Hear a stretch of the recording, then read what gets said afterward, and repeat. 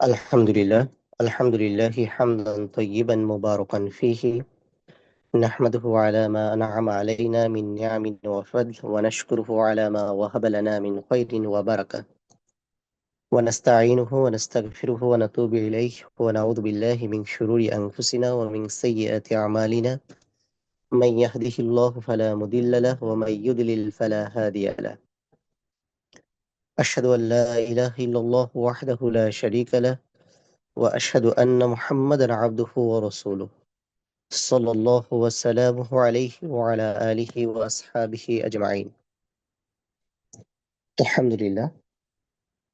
রমাদানের গুরুত্বপূর্ণ সময়গুলোর মধ্যে সবচেয়ে গুরুত্বের জায়গাটি যেই সময়টি দখল করে আছে সেটি হলো লাইলাতুল কদরের রাত। রমাদানের রাতগুলো এমনিতেই আমাদের কাছে অনেক বেশি গুরুত্বের। আল্লাহ সুবহানাহু ওয়া তাআলা যেই বিশেষ রাতগুলো আমাদের জন্য এই পৃথিবীতে বরাদ্দ করেছেন তার মধ্যে আমাদের জীবনে পাওয়া সর্বশ্রেষ্ঠ রাতের নামই হলো লাইলাতুল কদর। এর বাইরে রমাদানের এক পবিত্র আবহ, বিশেষ করে দিনের সিয়াম, সন্ধ্যার ইফতার, রাতের দীর্ঘ কিয়াম বা শেষ রাতের কিয়ামুল লাইল, সব মিলিয়ে আল্লাহ সুবহানাহু ওয়া তাআলার কাছে প্রত্যেকটা মুহূর্ত, প্রতিটি সময়, প্রতিটি দিন, প্রতিটি রাত আল্লাহ সুবহানাহু ওয়া তাআলার দিকে ফিরে যাওয়ার এক বিশেষ আহ্বান সবসময়ই আমাদের কাছে থাকে, বিশেষ করে রমাদান মাসের এই রাতগুলোতে। কিন্তু এই রমাদানের মধ্যে এমন এক রাত আছে যেই রাতের মর্যাদা এত বেশি বিশাল, এত বেশি গভীর, এর এত বেশি মর্যাদা এবং এই রাত এত বেশি রহস্যময় যে এই রহস্য উদ্ঘাটন করা মনস্তাত্ত্বিক দিক থেকে কোনো সৃষ্টি জগতের পক্ষে প্রায় অসম্ভব। যে এই রাতকে আল্লাহ সুবহানাহু ওয়া তাআলা মহাগ্রন্থ আল কুরআনুল কারীমের মধ্যে নিজেই ঘোষণা দিয়ে বলছেন এটি এমন এক রাত যেই রাত হাজার মাসের চেয়ে উত্তম।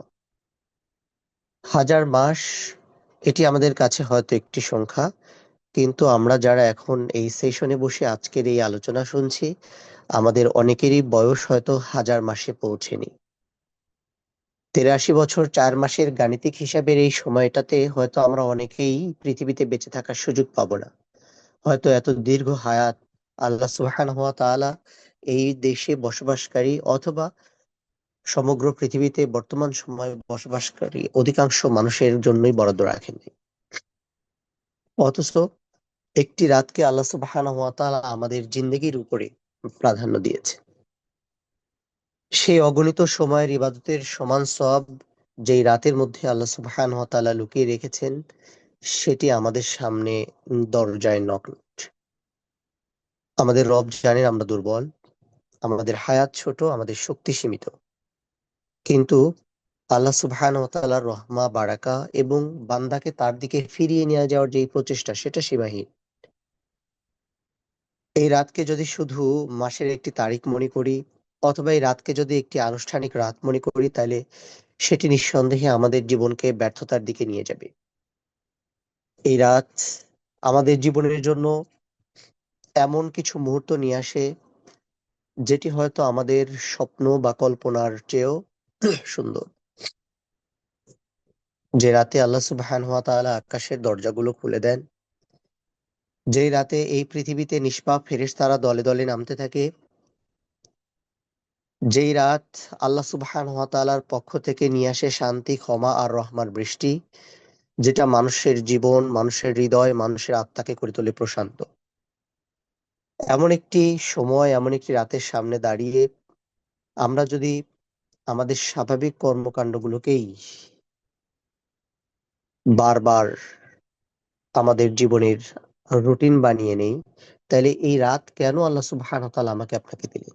তাহলে এই রাতের বিশেষ ফজিলত আমরা কি করে অর্জন করব? কিভাবে অর্জন করার সুযোগ আমাদের সামনে আসে? শয়তান আমাদেরকে নানাভাবে প্ররোচনা দেয়। রমাদান আসার আগে সে আমাদেরকে বারবার বলতে চেষ্টা করে, রমাদান ৩০ দিন, ৩০ রাত, এত সময় কি করবা? এরপরে যখন সময়গুলো আস্তে আস্তে শেষ হতে থাকে, সে আমাদেরকে বোঝাতে চেষ্টা করে মাত্র ৭ দিন গেছে, মাত্র 10 দিন গেছে, এখনো অসংখ্য দিন, অসংখ্য সময় তুমি খুঁজে পাবা। এত দীর্ঘ সময়, এত দীর্ঘ রাত তুমি ইবাদত করতে পারবা? তোমার কি ব্যবসা বাণিজ্য নাই? তোমার কি সন্তান সন্ততি পরিবার পরিবহনের জন্য কেনাকাটা নাই? তোমার কি চাকরি বাকরি নাই? তোমার কি দুনিয়ায় সমৃদ্ধির দরকার নাই? এরপরে আরো 5, 7, 10 দিন চলে যায়। এরপরে আমাদের সামনে এসে উপস্থিত হয় রমাদানের শেষ দশক, লাইলাতুল কদর। শয়তান আবার আমাদেরকে প্ররোচিত করতে থাকে। কি ব্যাপার, 10 দিন আছে এখনো, তুমি এখন ইবাদত করা শুরু করেছো? লাইলাতুল কদর, আরে এটা তো বেজোর রাতের ইস্যু। বেজোর রাত যখন চলে আসে, আরে লাইলাতুল কদর এটা তো 27 রমাদানের ইস্যু। এভাবে করে একটা সময় লাইলাতুল কদর সত্যি আমাদের জীবন থেকে, আমাদের রমাদান ক্যালেন্ডার থেকে হারিয়ে যায়। কিন্তু কিছু মানুষ আছে যারা এই রাতে কান্না করে আল্লাহর কাছে ক্ষমা চায়। আল্লাহ সুবহানাহু ওয়া তাআলা তাদেরকে এমন ভাবে ক্ষমা করে দেন যেন তারা জীবনে আসলে কখনো কোনো পাপই করেনি। কারণ এইটা শুধুমাত্র ক্ষমা করার জন্য আল্লাহ সুবহানাহু ওয়া তাআলার পক্ষ থেকে একটা বিশেষ রাত নয়, বরং এটা একটা আমন্ত্রণ ফিরে আসার। মানুষ সারা বছর শয়তানের প্ররোচনায় পড়ে রমাদানে শয়তানের অনুপস্থিতিতে নিজের তাহজিব তামাদ্দুন, নিজের তারবিয়াতের কারণে, নিজের স্বভাবগত কারণে সে তার কালের পরিক্রমায় স্বভাবের ওই দৈনন্দিন অ্যাক্টিভিটি বা রুটিন ওয়ার্ক থেকে সে বের হইতে পারে না। শয়তান চলে যায়, কিন্তু শয়তানের যেই ওয়াসওয়াসা সেগুলো চলতে থাকে। শয়তানের যেই রুটিন ওয়ার্ক, সেই রুটিন ওয়ার্কের মধ্যে মানুষ ডুবে থাকে। ফলে আল্লাহ সুবহানাহু ওয়া তাআলার এই তার কাছে ফিরে আসার যে আমন্ত্রণ, সেটি হয়তো গ্রহণ করারও মানুষের সুযোগ হয় না। একটা সময়ের 1 ঘন্টার অথবা এই অল্প সময়ের আলোচনায় হয়তো পুরো লাইলাতুল কদরের তাৎপর্য, গুরুত্ব এগুলো উপলব্ধি করানো, বোঝানো আমাদের জন্য খুব কঠিন। দেখেন, আমরা আমাদের জীবদ্দশায় কেউ কেউ বিভিন্ন সময় দৌড় প্রতিযোগিতায় অংশগ্রহণ করেছি। যারা অংশগ্রহণ করার সুযোগ পায়নি তারা হয়তো এই দৌড় প্রতিযোগিতা দেখেছি বা উপলব্ধি করেছি। ছোটবেলার স্কুলের ক্রীড়া প্রতিযোগিতা থেকে শুরু করে সব জায়গায় দীর্ঘ রেসের শেষ মুহূর্তে দেখবেন যে সবাই প্রতিযোগিতার শীর্ষে আরোহণ করার জন্য শেষ সময় এসে তার সর্বস্ব উজাড় করে দেয়। তার শরীরের যত শক্তি সামর্থ্য আছে সমস্ত শক্তি এবং সামর্থ্য দিয়ে সে গতি বাড়িয়ে দেয়। পরীক্ষার হলে ভালো ছাত্রদের দিকে তাকাইলে দেখবেন যে শেষের সময়গুলো কেউ নষ্ট করে না, কেউ কারো দিকে তাকায় না, কেউ বিন্দু মাত্র সময় নষ্ট করতে চেষ্টা করে না, বরং সবাই তার সর্বস্বটুকু দিয়ে খাতায় লিখতে মনোনিবেশ করে। যে সম্পূর্ণ রেসে পেছনে ছিল সেও শেষ মুহূর্তে এসে গড়ি বাড়িয়ে দেয়। যদিও সে প্রথম হতে পারবে না, এই বিশ্বাস তার আছে, তবুও সে কিছুটা ভালো করার একটা চেষ্টা করে। রমাদান মাসের ব্যাপারটাও ঠিক এরকম। আপনি যদি পুরো রমাদান মাস জুড়ে যেভাবে প্ল্যান করেছিলাম, যেভাবে পরিকল্পনা করেছিলাম, যেভাবে উদ্বুদ্ধ করেছিলাম, যেভাবে আপনারা চেষ্টা করেছেন, সবকিছু মিলিয়ে হয়তো আমরা আমাদের পরিকল্পনার মতো থাকতে পারি নাই। তবে শেষ সময় এসে হুট করে সমস্ত আমল একসাথে শুরু করাটাও হয়তো আমাদের জন্য কি কঠিন। কারণ আমাদের ইমান, অথবা আমাদের আবেগ, অথবা আমাদের অনুভূতি, অথবা আমাদের পরিবর্তন হঠাৎ করে এত বড় কোনো কিছু আমাদের জীবনে নিয়ে আসাটা খুবই কঠিন। কারণ আমাদের পেছনে শত সহস্র পিছুটান শয়তান প্রস্তুত করে রেখেছে। শত সহস্র ওয়াসওয়াসার বিভিন্ন কাজ সে আমাদেরকে দিয়ে গেছে, আমরা যার পেছনে দৌড়াচ্ছি। শয়তান চলে গেছে, কিন্তু সে 2 বছর আগে আমাদেরকে যেই রুটিনে অভ্যস্ত করেছিল, যাওয়ার আগে এই রুটিন গুলো আমাদেরকে রিনিউ করে দিয়ে গেছে। আমরা এই রুটিনের মধ্যে দৌড়াচ্ছি, শয়তান জানে আমি থাকবো না, কিন্তু আমার রুটিন যেন আমার অনুসারীরা কি করতে থাকে, অনুসরণ করতে থাকে। সে মার্কেট পলিসি ঠিক করে দিয়ে গেছে, সে শপিং পলিসি ঠিক করে দিয়ে গেছে, সে পরিবহন পলিসি ঠিক করে দিয়ে গেছে, সে ছুটির পলিসি ঠিক করে দিয়ে গেছে, যেন মানুষ ইবাদতের বাইরে অন্য সব কাজ নিয়ে ব্যস্ত থাকে, শুধু ইবাদত থেকে দূরে থাকে। এই জন্য তার সমস্ত প্ল্যান পরিকল্পনা তার কি করা আছে ready। শুধু নাই কি আমাদের। কিন্তু তাই বলে কি রমাদানের শেষ ভাগে আমল বাড়িয়ে দিবেন না? ধরেন এই রমাদানের 15 রমাদান বা 16 রমাদান আপনি তেমন কিছু করতে পারেন নাই, কিন্তু রমাদান তো এখনো শেষ হয়ে যায় নাই। লাইলাতুল কদর নামের হাজার মাস অপেক্ষা উত্তম রাত এখনো শেষ হয়ে যায় নাই। এজন্য এই সময়ে এসে আজকের এই সেশন থেকে আমরা শুধু এটুকু বলতে চাই যে শেষ এই দশকটা আটঘাট বেঁধে আমলে নেমে পড়ুন। আগের 20 দিনের ঘাটতি পুষিয়ে নিতে এই শেষ 10 দিনের আমলকে বহুগুণে বাড়িয়ে দিন। এমন হইতে পারে যে আপনার সম্পূর্ণ রমাদান মাসের আমলের চেয়ে সবচেয়ে প্রোডাক্টিভ সময়টাই শর্ট দিন কেটেছে। এই শর্ট 10 দিনে যদি আমরা সত্যিকার অর্থে এই লাইলাতুল কদরটাকে পেয়ে যাই, তাহলে হয়তো এই 20 দিন আমলের আক্ষেপ আমাদের শেষ হয়ে যেতে পারে। কেমন? দেখেন, কল্পনা করেন আজকে যাদের বয়স 50 বছর, 55 বছর, আমাদের এই সেশনগুলোতে মূলত এই মানুষদের সংখ্যা সবচেয়ে বেশি। যাদের বয়স 35 থেকে 50, 60, এর মধ্যে আমাদের জীবনের প্রায় 10টা বছর গুনাহীন অবস্থায় কেটেছে, কারণ আমরা নাবালেগ ছিলাম।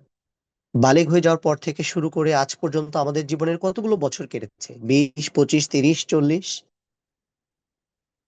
একজন মানুষ ধরেন সারাটা জীবন আল্লাহকে ভুলে গেছে।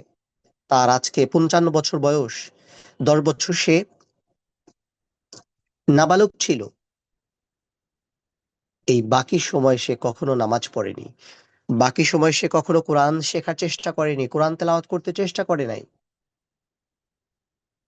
কিন্তু রমাদানের এই শেষ দশক সে হঠাৎ করে কান্নায় ভেঙে পড়ে বলল, হে আল্লাহ, আমি খুব খারাপ মানুষ, কিন্তু আপনি যদি আমাকে ক্ষমা না করেন আমি কোথায় যাব?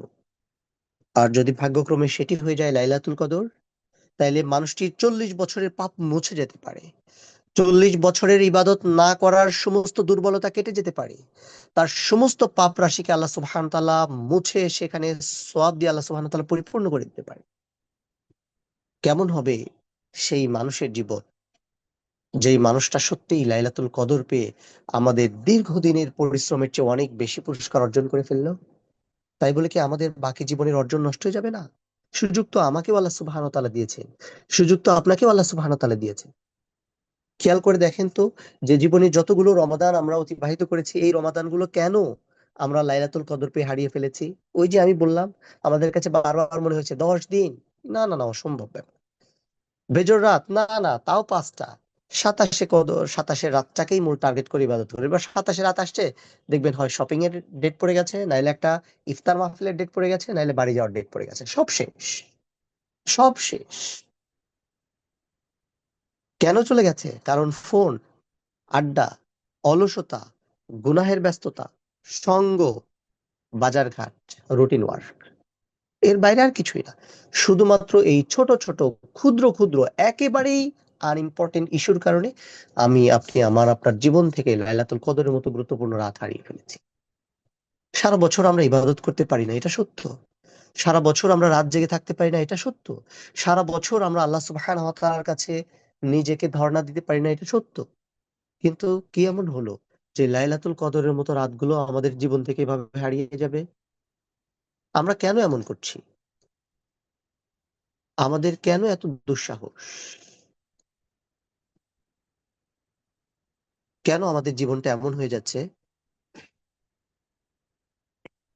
এমন তো কথা ছিল না, বলেন। এমন কি কথা ছিল? না, এমন কথা কখনোই ছিল না। এর বাইরে দেখেন, এরকম অনেক রাত, এরকম অনেক কিছু আমাদের জীবনে আসবে। এই লাইলাতুল কদরেই হয়তো কোনো মানুষ বন্ধু বান্ধবদের সাথে আড্ডা দিবে, কেউ হয়তো শপিং মলে থাকবে, কেউ হয়তো আলসেমি করে ঘুমিয়ে থাকবে, কেউ হয়তো রাত জেগে ফোন টিপবে। কিন্তু ওই পরিবারেরই একজন সদস্য যে সারা রাত জেগে থাকবে, সারাদিন সিয়ামের পরে হয়তো কিয়ামে, অথবা তিলাওয়াতুল কোরআনে, অথবা জিকিরে। কেমন হবে এই দুইজনের পরকাল? একই রাত, একই পরিবার, কিন্তু দুইটা আলাদা ভাগ্য লেখা হচ্ছে। দুইজন মানুষের আলাদা মৃত্যু পরবর্তী জীবনের পরিণাম লেখা হচ্ছে। দুজন মানুষের ঠিক বিপরীত ধর্মী পরকালীন জীবনের পুরস্কার আর শাস্তি লেখা হচ্ছে, তাই না? এই সময়টা কেন আমরা শপিং এ ব্যস্ত থাকবো, বলে? এই সময়টা তো মসজিদে ভিড় বেড়ে যাওয়ার কথা ছিল। এই সময়টাতে তো সারা রাত মসজিদ খোলা থাকার কথা ছিল। এই সময়টাতে তো বাড়ির পুরো পরিবেশ নীরবে নিস্তব্ধে শুধুমাত্র ইবাদতে ভরপুর হয়ে যাওয়ার কথা ছিল। কে এমন ট্র্যাডিশন তৈরি করলো আমাদের দেশে? কে এমন অবস্থা নিয়ে আসলো আমাদের দেশে? আমরা কেন শপিং এ ব্যস্ত হয়ে গেলাম? আমরা কেন এই সময়গুলো স্পয়েল করার জন্য আমাদের জীবনের, আমাদের দেশের, আমাদের সমাজের অবস্থা তৈরি করলাম? বিশ্বাস করেন, যারা এখনো এই রমাদানে আপনাদের শপিং শেষ করতে পারেনি, আমাদের মতো হতভাগা মানুষ আর দুনিয়াতে নাই। যারা রমাদানের শেষ দশকে এখনো কেনাকাটার পরিকল্পনা করছেন, তাদের জন্য আজকের আলোচনা, অথবা এই হাজার রাতের চেয়ে শ্রেষ্ঠ রাতের আলোচনা, অথবা কোরআনের আলোচনা সবই অর্থহীন। পৃথিবীর সবচেয়ে নিকৃষ্ট সময়ে যারা জীবনের সবচেয়ে উত্তম সময়গুলো ব্যয় করার পরিকল্পনা করছেন, তাদের চেয়ে হতভাগা আর কে হতে পারে?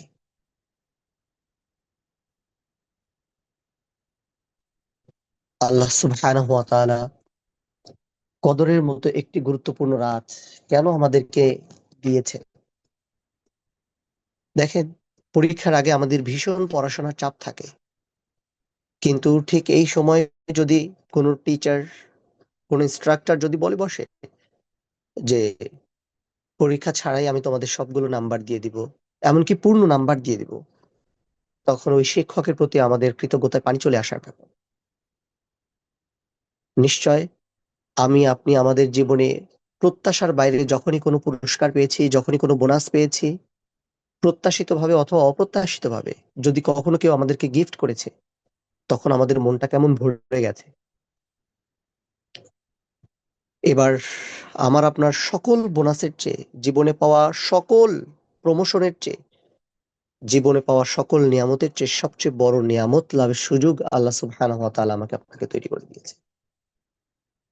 সারাটা জীবন বেঁচে থেকেও যে ইবাদত করার সুযোগ না আমরা পেতাম, আল্লাহ সুবহানাহু ওয়া তাআলা এই এক রাতে তার চেয়ে বেশি সওয়াব এবং বরকতের দরজা আমার আপনার জন্য খুলে দিয়েছে। লাইলাতুল কদর কেন এত গুরুত্বপূর্ণ? কি কারণ আছে এটার মধ্যে? সহজ কথা যদি বলি, তাইলে সবচেয়ে গুরুত্বপূর্ণ কারণ হলো আল্লাহ সুবহানাহু ওয়া তাআলা এই রাতে কোরআন নাজিল করেছেন। এটি একটি স্পেসিফিক ইস্যু। যেই রাতে কোরআন নাজিল হয়েছে, সেই রাতে আমাদেরকে কি পরিমাণ কোরআন তেলাওয়াত করা দরকার? Just think. অবশ্যই অন্তত সেই সব আয়াত, যে আয়াতগুলো, যেই সূরাগুলো আল্লাহ সুবহানাহু ওয়া তাআলা রাসূল করিম সাল্লাল্লাহু আলাইহি ওয়াসাল্লামের জীবদ্দশায় প্রথম অংশে আমাদেরকে উপহার দিয়েছে। যেই কোরআন আমাদেরকে কঠিন সময়ের আশা দেয়, দুঃখে সান্ত্বনা দেয়, গুনাহের অন্ধকারে পথ দেখায়, সেই মহা কিতাব আল্লাহ সুবহানাহু ওয়া তাআলা এই মাসেই নাজিল করেছেন, এই রাতেই নাজিল করেছেন। এই রাত আসলে কোরআনের সেলিব্রেশনের রাত। এই রাত আসলে কোরআনের সাথে নিজেকে গভীরভাবে সংযুক্ত করার রাত। This is my first point. Make a plan যে এই রাতকে আমি এমনভাবে সেলিব্রেট করব যাতে কোরআনের সাথে আমার আলাদা একটা সম্পর্ক তৈরি হয়। পৃথিবীতে যত বৈধ সম্পর্ক স্থাপিত হয়েছে, প্রত্যেকটা সম্পর্কের আলাদা একটা সিগনিফিক্যান্ট ডে আছে। আপনার বিবাহের রাত, পরীক্ষায় ফলাফলের রাত, আপনার চাকরি পাওয়ার মহেন্দ্রক্ষণ, আপনার জীবনের সফলতার মহেন্দ্রক্ষণ, আপনার দুনিয়াতে আসার মহেন্দ্রক্ষণ, এরকম করে। ঠিক এই রমাদানের এই লাইলাতুল কদরটাই হয়ে উঠুক কোরআনের সাথে বিশেষ সম্পর্ক তৈরির এক বিশেষ সময়, এক বিশেষ ক্ষণ, যাতে করে সারা জীবন এই রাত আমাকে উপলব্ধি করায় যে আমার জীবনের ৪৪তম রমাদান, যেই রমাদানের একটি রাত আমার সাথে কোরআনের সম্পর্ক আলাদা করে স্থাপিত হয়েছিল। এই রাতের আলাদা আরেকটি মর্যাদার পেছনে কি কারণ আছে, সেটি হচ্ছে এই রাত হচ্ছে বারাকার, এই রাত হচ্ছে সিদ্ধান্তের, এই রাত হচ্ছে ফয়সালার। কোরআনুল কারীমে আল্লাহ সুবহানাহু ওয়া তাআলা বলছেন, বরকতময় এই রাতে আল্লাহ সুবহানাহু ওয়া তাআলার হুকুমে অনেকগুলো বিষয়ের ফয়সালা হয়। আল্লাহ সুবহানাহু ওয়া তাআলার হুকুমে এই রাত বিভক্ত করে দুটো শ্রেণীর মানুষকে। এই বরকতময় রাত বলতে আল্লাহ সুবহানাহু ওয়া তাআলা লাইলাতুল কদরেই ইন্ডিকেট করেছেন, যেটি আল্লাহ সুবহানাহু ওয়া তাআলা সূরা আদ-দুখানের ৩ এবং ৪ নম্বর আয়াতে বলছেন, লাইলাতুল মুবারাক। এই রাতে দোয়া, ইস্তিগফার, কান্না, আবারো বলছি দোয়া, ইস্তিগফার, কান্না। আল্লাহ রহমতে ভবিষ্যতে আপনার জীবনে গভীর প্রভাব ফেলতে পারে ইনশাআল্লাহ। এই রাতের সবচেয়ে অলৌকিক এবং ইনক্রেডিবল ইস্যুস হলো যে এই রাতে রুহুল আমিন সৈয়দনা জিবরিল আলাইহিস সালাতু ওয়াসসালাম পৃথিবীতে আগমন করে। সৈয়দনা আদম আলাইহিস সালাতু ওয়াসসালাম থেকে শুরু করে নবুয়তের যেই ক্রমধারা, সাইয়্যিদুল কওনাইন নবী মুহাম্মদুর রাসূলুল্লাহ সাল্লাল্লাহু আলাইহি ওয়াসাল্লামের রিসালাতের মাধ্যমে যার সমাপ্তি হয়েছে, এই সমাপ্তির পরে সাইয়্যিদুনা জিবরিল আলাইহিস সালাতু ওয়াসসালামের এই পৃথিবীতে আসার প্রয়োজন মিটেছে। প্রয়োজন ফুরিয়েছে রুহুল আমিনের এই পৃথিবীতে আসার। কিন্তু আল্লাহ সুবহানাহু ওয়া তাআলা বলছেন যে কদরের রাত, বিশেষ রাত। আল্লাহ সুবহানাহু ওয়া তাআলা তার সর্বশ্রেষ্ঠ ফেরেশতাকে এই রাতে পৃথিবীতে পাঠান। কেমন হয় এই রাতে যদি সর্বশ্রেষ্ঠ ফেরেশতা এসে দেখেন যে আমি ফেসবুক স্ক্রল করছি, আমি ইউটিউবে ভিডিও দেখছি, আমি বন্ধুদের সাথে আড্ডা দিচ্ছি, অথবা আমি পুরন ঢাকায় সেহরি খেতে গেছি, অথবা আমি কেনাকাটার জন্য গিয়ে মানুষের সাথে ধাক্কাধাক্কি করছি, মিথ্যে কথা বলছি, মানুষকে ছল চাতুরির জালে আটকাচ্ছি, 2 টাকা লাভ করার জন্য মানুষকে ইনিয়ে বিনিয়ে বিভিন্ন মিথ্যা কথা বলছি, বিভিন্ন ইমোশনাল ইস্যু নিয়ে আমি মানুষের সাথে তর্কাতর্কি করছি। এর পরিবর্তে কেমন হবে যদি জিবরিল আলাইহিস সালাম আমাকে দেখেন যে আমি কোরআন তেলাওয়াতে আছি, আমি কোরআন শুনছি, আমি কোরআন শোনাচ্ছি, আমি কিয়ামুল লাইলে আমার জীবনের হিফজ করা সবচেয়ে ভালোবাসার কোরআনের অংশ থেকে আমি কিয়ামের মধ্যে দাঁড়িয়ে তেলাওয়াত করছি, আমি সিজদায় আমার রবের কাছে হু হু করে কান্না করছি, আমি মোনাজাতে আমার রবের কাছে তার কাছে ফিরে আসার আকুতি জানাচ্ছি। সম্মানিত দিনী ভাই ও বোনেরা, এই রাতে শুধুমাত্র জিবরিল আলাইহিস সালাতু ওয়াসসালাম নন, আল্লাহ সুবহানাহু ওয়া তাআলা আসমানের দরজাগুলো খুলে দেন, ঝাঁকে ঝাঁকে ফেরেশতারা নেমে আসে। হাদিসের বর্ণনায় এই বিষয়টি আমাদের সামনে সুস্পষ্টভাবে প্রমাণিত হয়। এই রাতে এত বেশি সংখ্যক ফেরেশতা নেমে আসে যে মানুষেরা সম্ভবত এই রাতে ফেরেশতাদের সাথে ধাক্কাধাক্কি। অথবা আরেকটি হাদিসের দৃপ্তমান ঘোষণা, যেই রাতে আল্লাহ সুবহানাহু ওয়া তাআলা পৃথিবীতে এত বেশি সংখ্যক ফেরেশতা পাঠান যে পৃথিবীতে কোনো খালি জায়গা, পৃথিবীতে কোনো ব্ল্যাঙ্ক স্পেস বলে কিছু থাকে না। তাইলে সেটা যদি নাই থাকে, ফেরেশতাদের সংখ্যা কেমন হইতে পারে? এটার একটা কনসেপ্ট দিতে গিয়ে আমি একবার থিওরিক্যালি বলেছিলাম যে আল্লাহ সুবহানাহু ওয়া তাআলা পৃথিবীতে যত সৃষ্টি পৃথিবীতে পাঠিয়েছেন তার 90 ভাগ ফেরেশতা, 9 ভাগ ইয়াজুজ মাজুজ, আর 1 ভাগ হচ্ছে মানুষ আর জিন। তাহলে ফেরেশতাদের সংখ্যা কত হইতে পারে? আল্লাহ সুবহানাহু ওয়া তাআলা এই ফেরেশতাদের 1 ভাগও যদি পাঠান তাহলে পৃথিবীতে কোনো ব্ল্যাঙ্ক স্পেস থাকার কথা না। তার মানে এই রাতে ফেরেশতাদের সাথে আমরা ধাক্কা খাই। এই রাতে ফেরেশতাদের সাথে আমাদের দেখা হয়। এই রাতে ফেরেশতাদের সাথে আমাদের গোতাগুতি হয়। অথচ আমরা কেমন গাফেল, আমরা কেমন উদাসীন মুসলমান। এই রাতেও আমরা পাপাচারে লিপ্ত হই। এই রাতে ফেরেশতাদেরকে আল্লাহ সুবহানাহু ওয়া তাআলা পর্যবেক্ষণের জন্য পাঠান। এই রাতে আল্লাহ সুবহানাহু ওয়া তাআলার প্রিয় বান্দাদেরকে খুঁজে নেওয়ার জন্য ফেরেশতাদেরকে দুনিয়াতে পাঠান। অথচ সেই রাতে আমরা ব্যস্ত হয়ে পড়ি কি করে নিজেকে জাহান্নামী মানুষের তালিকায় লিপিবদ্ধ করা যায়। একজন মানুষ, একজন মুমিন, একজন মুসলমানের কি করে এই দুঃসাহস হয় যে সে কদরের রাতে শপিং এ যায়? সে কদরের রাতে বিপরীত মানুষের লিঙ্গের সাথে ধাক্কাধাক্কি করে, ঝগড়াঝাটি করে।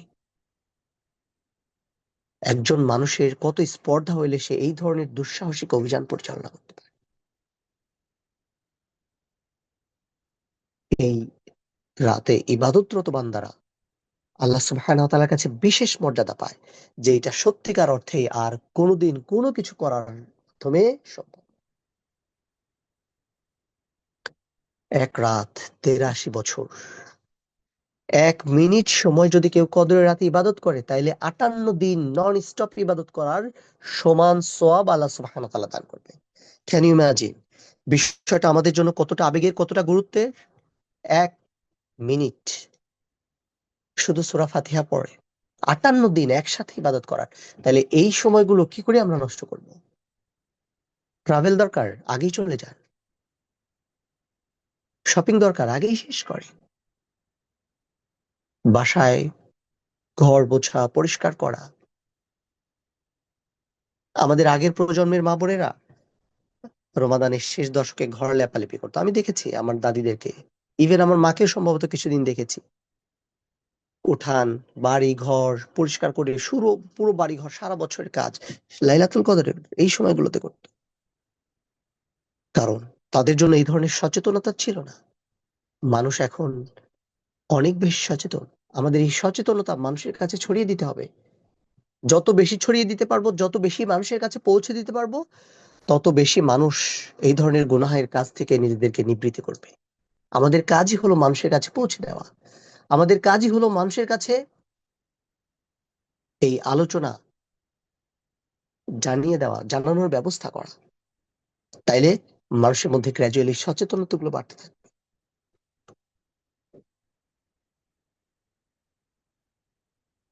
1 ঘন্টা যদি আমরা ইবাদত করতে পারি, আমরা 10 বছর ইবাদত করার সমান সওয়াব পাবো।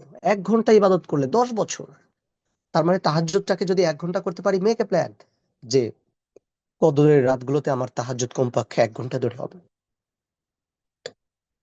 1 ঘন্টা যদি হয়, এই 10টা রাতে যদি 1 ঘন্টা করে ইবাদত করতে পারি, আর এরকম করে যদি জীবনে 10টা রমাদান পার করতে পারি, তাহলে আমার আপনার জীবনে আর কি চাই?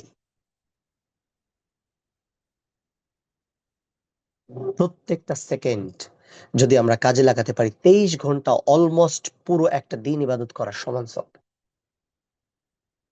তারপরে আমরা গল্প করব, তারপরেও আমরা টিভি দেখবো, তারপরেও আমরা ঘুমাবো না। মনে আছে আমাদের জীবনে আমরা কতগুলো রাত জেগেছি? বিবাহের রাত, কাজিনদের বিভিন্ন অনুষ্ঠান, বাড়িতে বিভিন্ন ধরনের অনুষ্ঠান, অনেক রাত, কারো বিপদ আপদ, বিভিন্ন সময় হাসপাতালে আমরা হয়তো এরকম বহু রাত কাটিয়েছি। চলুন না এই রমাদানে আমরা প্ল্যান করি যে 2টো রাত বা 3টা রাত অথবা 5টা রাত লিস্ট ঘুমাবো না। কি হবে 5টা রাত না ঘুমালে? 5টা রাত যদি না ঘুমাই কি হবে? হ্যাঁ, হতে পারে 2-1 ঘন্টার একটা রিফ্রেশমেন্ট স্লিপ আমরা নিতে পারি, রাত 1টা থেকে 2টো, অথবা 12টা থেকে 1টা, অথবা 12টা থেকে 2টো, এর বেশি না। যে এই কদরের রাতগুলোতে 2 ঘন্টার বেশি ঘুমাবো না, সকালে ঘুমাই নিবো 6টা থেকে 9টা। অফিসে খুব প্রেসার থাকলে 2-1 দিন অফিস থেকে ছুটি নিব। সরকার ছুটি বাড়াচ্ছে আলহামদুলিল্লাহ, এটাকে আমরা যেন বাড়িতে যাওয়ার আমোদ ফুর্তির, উল্লাসের উপলক্ষ না বানিয়ে বরং ইবাদতের একটা উপলক্ষ বানাইতে পারি। মুমিন বান্দার উচিত হবে সুযোগ খুঁজে খুঁজে বের করে এই রাতগুলোকে ইবাদতে নিজেকে ইনভলভ করা। কোন ধরনের ইবাদত করতে পারি, এগুলো অনেক নানাবিধ তাত্ত্বিক আলোচনা আছে, অনেক তাত্ত্বিক আলোচনা আছে। আল্লাহ সুবহানাহু ওয়া তাআলা বলছেন যে লাইলাতুল কদরি খায়রুম মিন আলফি শাহর। গজ কাঠি দিয়ে মাপার জন্য 1000 মাসের কথা বলা হয়নি, বরং এটার গুরুত্ব বোঝানোর জন্য সংখ্যার আশ্রয় নেওয়া হয়েছে। আল্লাহ সুবহানাহু ওয়া তাআলা বলছেন ওয়ামা আদরাকা মা লাইলাতুল কদর। তুমি কি জানো লাইলাতুল কদর কি? আল্লাহ সুবহানাহু ওয়া তাআলার এই আয়াতের প্রেক্ষাপটে আমি এতগুলো কথা বলেছি। সম্মানিত দ্বীনী ভাই এবং বোনেরা, কোরআনের কারণে একটা রাত সম্মানের সর্বোচ্চ আসনে পৌঁছে গেল। কেমন সম্মান যে এই ফেরেশতারা পর্যন্ত এই রাতের বরকত থেকে বঞ্চিত হতে চায় না। তারা আল্লাহ সুবহানাহু ওয়া তাআলার কাছে আবেদন জানায় যে এই রাতে দুনিয়াতে আমাদেরকে যাওয়ার ব্যবস্থা করে দাও। তারা আসমানে থাকতে চায় না। এই রাতটা কোরআন নাজিলের আগের দিন পর্যন্ত ছিল খুব সাদাসিধে একটা রাত। অন্য 2-4টা রাতের মতো সবাই এ রাতে ঘুমাতো।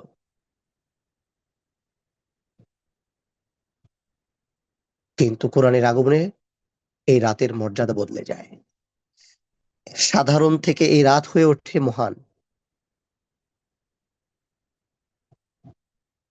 খারাপ মানুষটাও এই রাতে অন্যায় পা বাড়াতে সাহস করে না। আমাদের জন্য চিন্তার কি কিছুই নাই? আমরাও যদি কোরআনকে সত্যিকার অর্থে ধারণ করতে পারি, তাহলে সত্যিকার অর্থে এই সম্মানের মালা থাকবে আমাদেরই গলায়। মর্যাদা কোথায়? কোরআনে। মনে আছে আইয়ামে জাহিলিয়াতের কথা? মনে আছে ঘূর্ণিধরা সমাজের সেই সব মানুষের কথা যাদের কথা শুনলেই নাক সিটকায় মানুষ, ঘৃণায়, অবজ্ঞায়, অবহেলায়, সেই সমাজ, সেই জাতি, সেই সম্প্রদায়, সেই জায়গাকে বদলে দিয়েছিল কে? ওরা। গোটা উম্মার বেলা এটাই সবচেয়ে বড় সত্য। আজ মুসলিম উম্মাহ খড়কুটোর মতো ভেসে বেড়াচ্ছে, এই ধার থেকে ওই ধারে ভিক্ষা করছে, অথচ অধপতনের মুক্তির ফর্মুলা একটাই, কোরআনকে আঁকড়ে ধরা। সেটার জন্য সবচেয়ে মোক্ষম সময় হলো লাইলাতুল কদর। রাসূল করিম সাল্লাল্লাহু আলাইহি ওয়াসাল্লাম বলছেন, নিশ্চয় আল্লাহ এই কিতাব দিয়ে অনেক জাতিকে মর্যাদার শিখরে ওঠাবেন, আর আল্লাহ সুবহানাহু ওয়া তাআলা এই কোরআন দিয়ে অনেক মানুষকে করবেন অপদস্থ। আল্লাহ সুবহানাহু ওয়া তাআলা কুরআনুল কারীমে সূরা আল ইমরানে সুস্পষ্টভাবে বলছেন, কুলিল্লাহুম্মা মালিকাল মুলকি তুতিল মুলকা মান তাশা ওয়া তানজিউল মুলকা মিম্মান তাশা ওয়া তুইজ্জু মান তাশা ওয়া তুযিল্লু মান তাশা বিয়াদিকাল খায়র ইন্নাকা আলা কুল্লি শাইইন কাদির তুলিজুল লাইলা ফিন নাহারি ওয়া তুলিজুন নাহারা ফিল লাইল ওয়া তুখরিজুল হাইয়্যা মিনাল মাইয়িত ওয়া তুখরিজুল মাইয়িতা মিনাল হাইয়্যি ওয়া তারযুকু মান তাশাউ বিগাইরি হিসাব। এক আয়াতের মধ্যে সাফল্যের দুনিয়ার সমস্ত চাবিকাঠি আল্লাহ সুবহানাহু ওয়া তাআলা বলছেন, হে রাজত্বের মালিক আল্লাহ, তুমি যাকে ইচ্ছা রাজত্ব দাও, যার কাছে ইচ্ছা তোমার কাছ থেকে তুমি রাজত্ব কেড়ে নাও। যাকে ইচ্ছা তুমি তাকে সম্মান দাও, যাকে চাও তুমি তাকে অপমান করো। কারণ বিয়াদিকাল খাইর, কল্যাণ শুধু তোমার কাছে, তুমি সবকিছুর উপর ক্ষমতাবান। তুমি রাতকে দীর্ঘায়িত করে যেমন দিনের মধ্যে প্রবেশ করাও, আবার দিনকে দীর্ঘায়িত করে তুমি রাতের মধ্যে প্রবেশ করাও। জীবিতকে তুমি বের করে আনো মৃত থেকে, আবার মৃতকেও তুমি বের করবে জীবিত থেকে। যাকে চাও তুমি কেবল তাকেই বেগয়রি হিসাব, হিসেব ছাড়া রিজিক দান করো। টাকা পয়সার জৌলুসে সম্মান আছে নাকি শুক্রবার যারা সূরা কাহাফ তেলাওয়াত করেছেন সেই গুহাবাসীর অপরিচিত বালকদের সম্মান বেশি? পৃথিবীতে শত সহস্র বার এখান থেকে কয়েক হাজার মানুষ, কয়েক হাজার কোটি মানুষ, বিলিয়ন বিলিয়ন ডলারের সম্পদের মালিক, তারা দুনিয়া থেকে বিদায় নিয়েছে, কে স্মরণ করছে তাদের?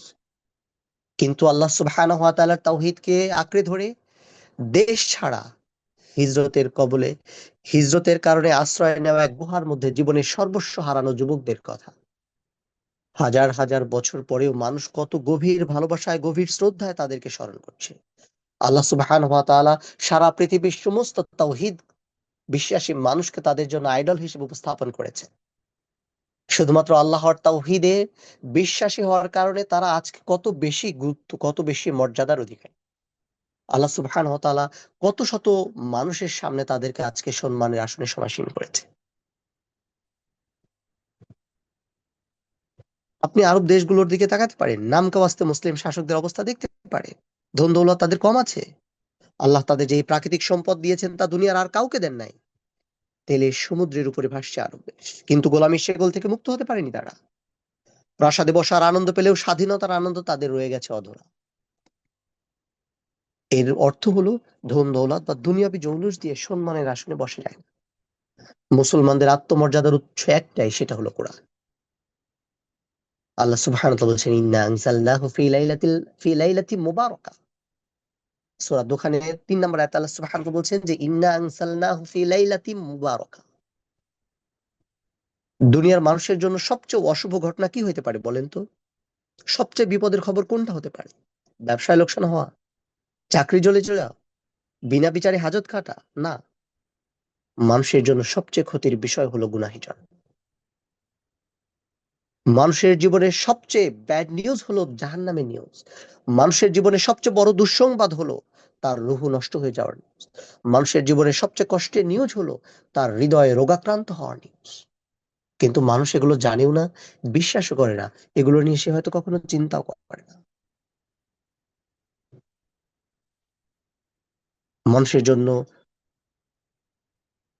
সবচেয়ে কল্যাণকর এই রাতে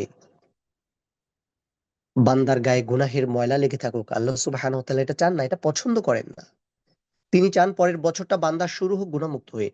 এজন্য সমস্ত অকল্যাণ ঝেড়ে ফেলার একটা সুযোগ আল্লাহ সুবহানাহু ওয়া তাআলা আমাদেরকে এই রাতে দেয়। আল্লাহ রাসূল সাল্লাল্লাহু আলাইহি ওয়াসাল্লাম বুখারী শরীফের হাদিসের মধ্যে বলছেন, মান কামা লাইলাতাল কদরি ঈমানান ওয়া ইহতিসাবান গুফিরা লাহু মা তাকদ্দামা মিন যামবিহি। যেই ব্যক্তি ঈমানের সাথে সওয়াবের আশায় লাইলাতুল কদরের রাত জেগে নামাজ আদায় করে, আল্লাহ সুবহানাহু ওয়া তাআলা অতীতের সমস্ত গুনাহগুলোকে মাফ করে দেন। আজকে ঠিক এই আলোচনার সময় প্ল্যান করেন যে এবছর কমপক্ষে ২ টো রাত জেগে থাকবেন। এবছর কমপক্ষে ১ টা রাত জেগে থাকবেন। এবছর কমপক্ষে ৫ টা রাত জেগে থাকবেন। কি হবে? পরিবার নিয়ে, পরিবারের সদস্য সহ প্ল্যান করেন যে রাতে কফি খাওয়া হবে, ফ্রুটস খাওয়া হবে, বিভিন্ন ধরনের খানাদানা হবে। আর 1 ঘন্টা পর পর বিরতি হবে, আর 1 ঘন্টা ইবাদত চলতে থাকবে।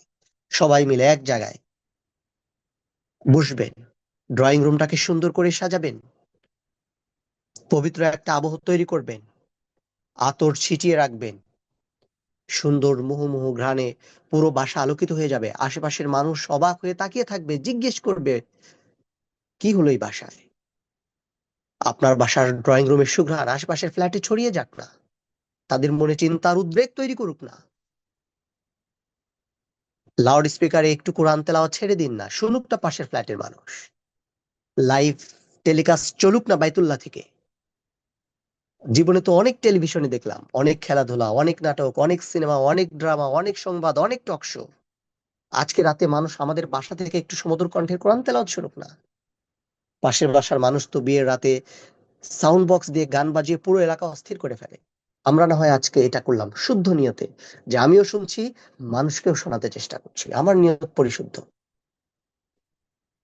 আজকে রাতে কোন মুমিন বান্দার ঘুমানোর কথা নয়।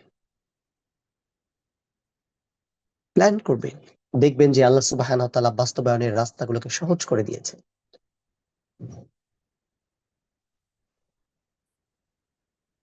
জীবনে কতদিন কোথাও কোথাও ঘুরতে গেলেন, বাচ্চাদেরকে পরিবারের সদস্যদেরকে নিয়ে এই সময় সুন্দর কোনো জায়গায় ইফতার করতে চলে গেলেন, প্রকৃতির মধ্যে বসে ইফতার নিয়ে সবাই মিলে ইফতার করলেন, পারিবারিক বন্ধন দৃঢ় হলো, আল্লাহ সুবহানাহু ওয়া তাআলার প্রকৃতি উপলব্ধি করলেন, ইফতারের আনিদ্য সৌন্দর্য উপলব্ধি করলেন। এরকম অনেক প্ল্যান হতে পারে, অনেক কিছু। রমাদানকে উপভোগ করা যায় পারিবারিকভাবে, ব্যক্তিগতভাবে, সামাজিকভাবে, সবকিছুতে। নবীজি ক্ষমা সুসংবাদ দিলেন, তার সাথে দুটো শর্ত জুড়ে দিলেন। ইবাদতটা হইতে হবে ইমানের সাথে, ইবাদতটা হইতে হবে ইহতিসাবের সাথে।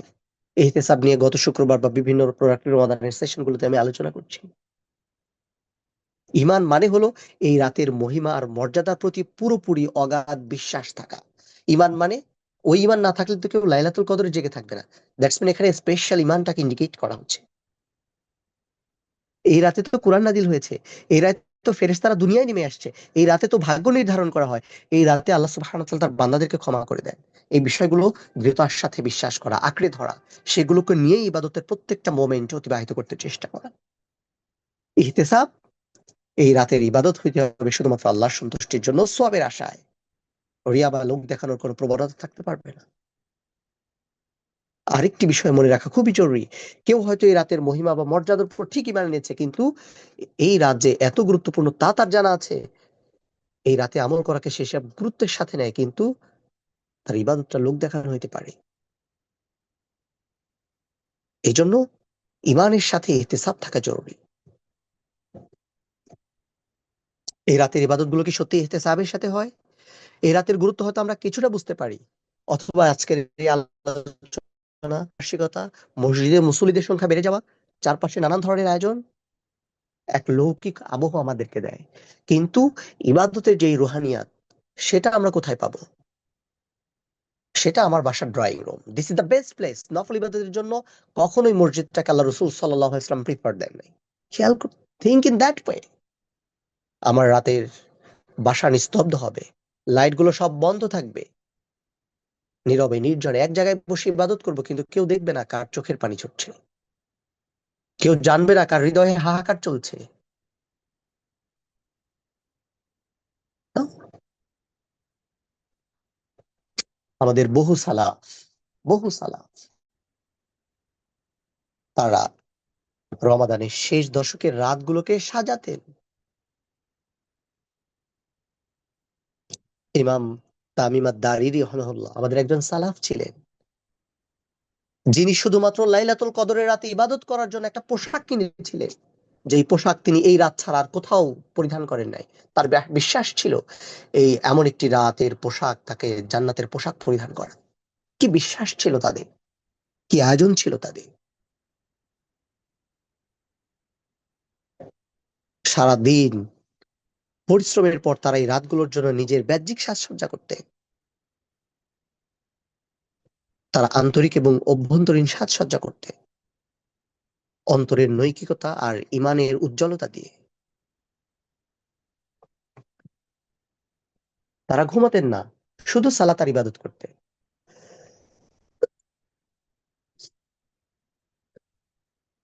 মোহাম্মদ ইবনে আবু বকর থেকে একটা বর্ণনা আসছে, তার পরিবারে আমি একদিন গিয়েছিলাম। রাতে উঠেছিলাম কিন্তু কণ্ঠ উঁচু করিনি। তারা বলেছিল, কেন তুমি কণ্ঠ উঁচু করো না? তখন কেবল মুয়াজ কোরআন পাঠক এবং তামিম আদ-দারিমি আমাদেরকে জাগাতো। ইয়াজিদ বিন আব্দুল্লাহ থেকে বর্ণিত, তিনি বলেন, একবার এক ব্যক্তি তামিম দারিকে জিজ্ঞেস করলো, রাতের সালাত তুমি কিভাবে পড়ো? তিনি রেগে গেলেন। তিনি বললেন, আল্লাহর কসম, রাতের গভীরে আমি যে এক রাকাত সালাত পড়ি তা আমার কাছে পুরো রাতের সালাতের চেয়ে অনেক বেশি প্রিয়। তারপরেও আমি তা মানুষদের সামনেই পড়ি। তার মানে তারা এত বেশি ইবাদত করতেন এবং এত সিক্রেটলি ইবাদত করতেন যেটা আশেপাশের মানুষ কেউ জানতো না। সুতরাং দল বেঁধে মসজিদে যাওয়া, আনুষ্ঠানিকতা করা, হই হুল্লোড় করা, মসজিদে কুচকাওয়াজ করা, আবার আড্ডা দিয়ে বাসায় ফিরে আসা, এগুলো হচ্ছে, হ্যাঁ, তারাবির নামাজ পর্যন্ত ঠিক আছে। এরপর সারা রাতের ইবাদতটা, এটা যত নির্জনে করা যায়, যত গোপনে করা যায়, যত সিক্রেটলি করা যায়। কোরআন কি বলছে? মাল্লাম ইয়াদউ কাউলুজ জুর ওয়াল আমালু বিহি ওয়াল জাহল ফালাইসা লিল্লাহি হাজাতান আই আতা'আমুহু ওয়া শারাবুহু। সরি, বুখারী শরীফের হাদিস। যেই ব্যক্তি অতিরিক্ত কথা, অপ্রয়োজনীয় কথা, অপ্রয়োজনীয় কাজ পরিত্যাগ করে না, তার জন্য আল্লাহ সুবহানাহু ওয়া তাআলার তার এই খাবার আর পানীয় ত্যাগের কোনো দরকার।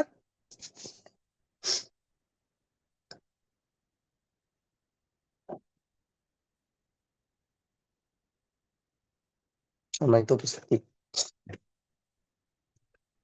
এই রাতে আমরা কি ইবাদত করব? কি ইবাদত আছে যেটা এই রাতে করা যাবে?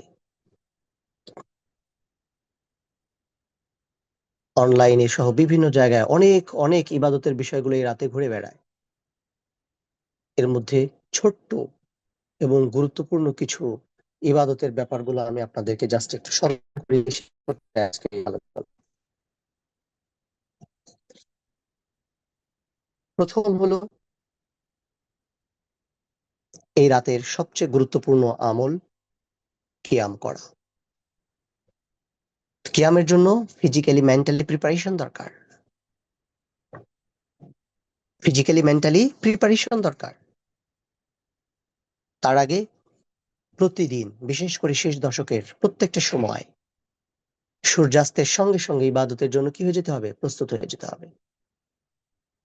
সূর্যাস্তের সঙ্গে সঙ্গে ইবাদতের জন্য প্রস্তুত হয়ে যেতে হবে।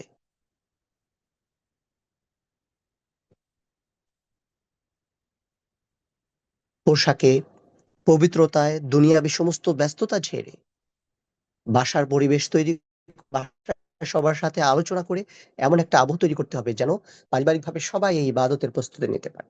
তার মানে এই রাতে রান্না বান্নাও সব ইফতারের আগে শেষ হয়ে যেতে হবে। মাগরিবের নামাজের পরে নফল নামাজ আদায় করা দিয়ে শুরু।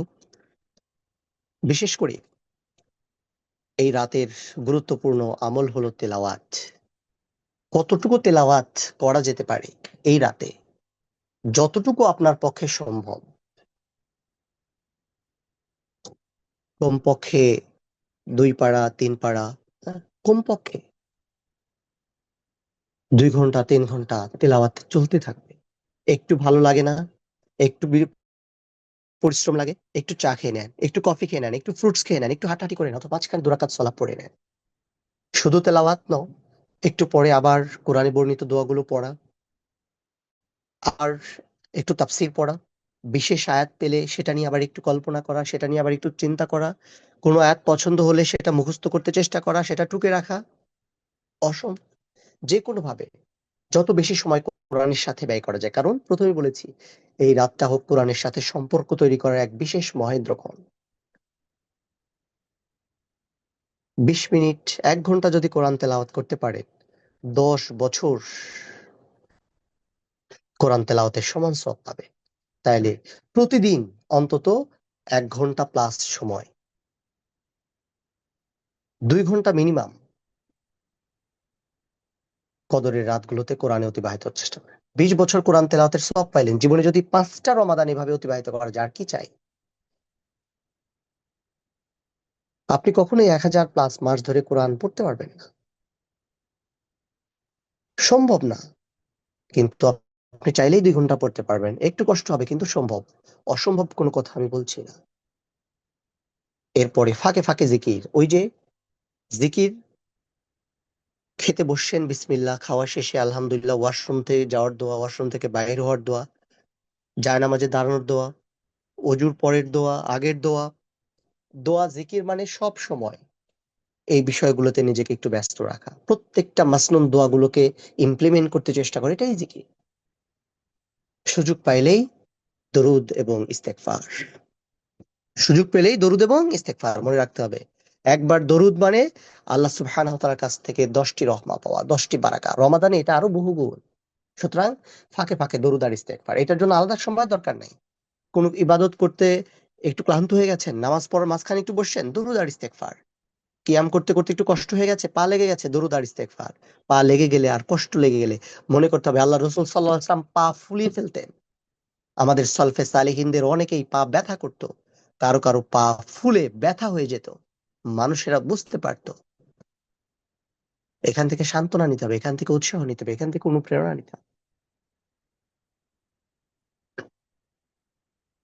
এরপরে তওবা আর ইস্তেগফার।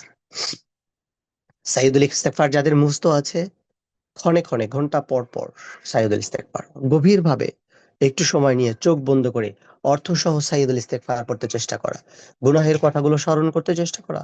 সাবালিগ হওয়ার পর থেকে আজ পর্যন্ত কত গুনাহ করেছি, কত অপরাধ করেছি। কোনো একটা অপরাধ যদি আল্লাহ সুবহানাহু ওয়া তাআলা জিজ্ঞেস করেন, সেখান থেকে বের হয়ে আসার আর কোনো উপায় নাই, উপকরণ নাই। This is the best moment. আমরা কি এই সুযোগটা কাজে লাগাবো না? এরপরে আমাদেরকে আর কে সুযোগ তৈরি করে দিবে? এত কিছু জানার পরে, এত কিছু বোঝার পরে, সারা বছর হাজার হাজার মানুষকে কোরআন শেখানোর পরে আজকের ক্লাসের উপস্থিতি দেখে। অথচ এই বছরে কয়েক হাজার মানুষ শুধু আমাদের কাছ থেকেই কোরআন শিখেছে, কোরআন পড়েছে, কোরআন উপলব্ধি করেছে, কোরআনের নাসিহা নিয়েছে। কিন্তু আজকে একটা শপিং মলে যান, শুধু ঢাকা শহরে একটা ছোট্ট শপিং মলে যান, জুমার নামাজের দিয়ে আসছিলাম, হ্যাঁ, শপিং মলের দিকে উপচে ভিড় শুরু হয়ে গেছে নামাজের সাথে সাথে।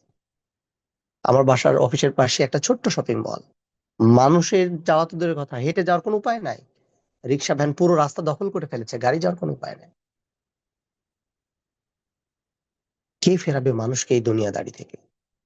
আমাকে আপনাকেই ফেরাতে হবে, ফেরানোর চেষ্টা করতে হবে। এরা তো আমার আপনার প্রতিবেশী, কলিগ, সহকর্মী, কাছের দূরের আত্মীয় স্বজন, আমার আপনারই পরিচিত কেউ।